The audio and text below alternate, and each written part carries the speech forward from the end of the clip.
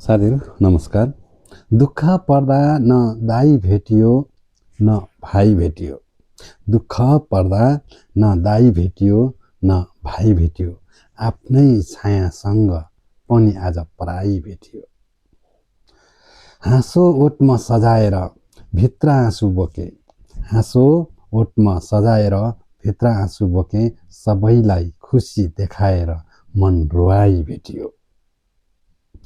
विश्वास राखेको हातले नै चोट दिएपछि, विश्वास राखेको हातले नै चोट दिएपछि आफन्त भन्ने शब्दमै धोका भेटियो।